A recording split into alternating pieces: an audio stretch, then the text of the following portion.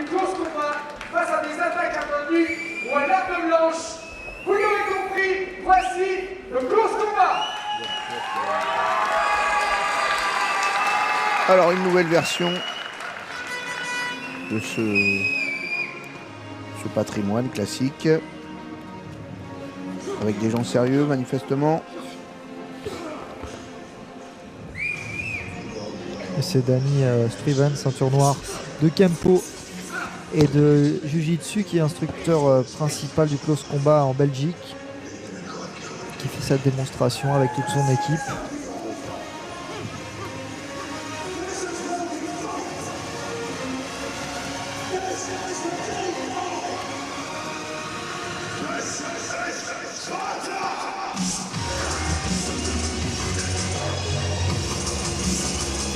Et on l'a vu déjà tout à l'heure, notamment avec le Krav Maga, Emmanuel.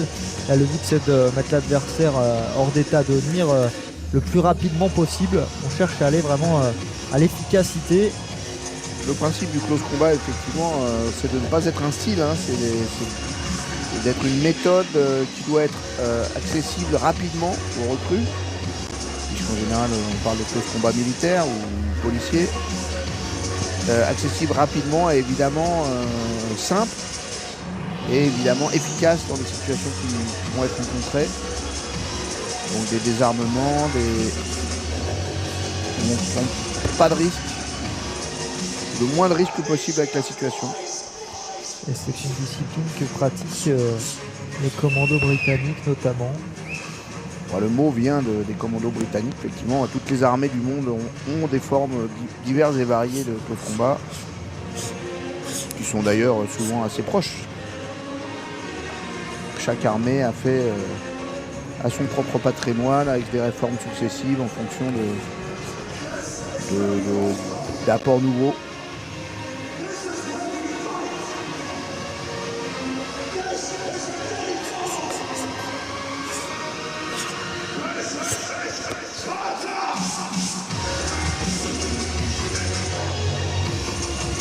Assez légitimement, les arts martiaux continuent à avoir quelque chose à dire aux militaires et les militaires à s'intéresser aux arts martiaux.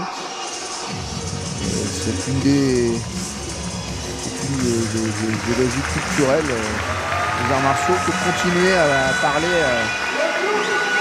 aux professionnels du combat, même s'ils sont lourdement armés, qu'il y a des nouvelles façons d'appréhender les choses, mais quand même.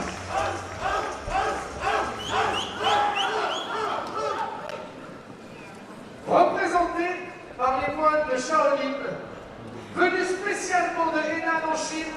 Emmanuel, que serait un festival des arts martiaux sans les moines Shaolin? Eh oui, ça serait un jour sans pain.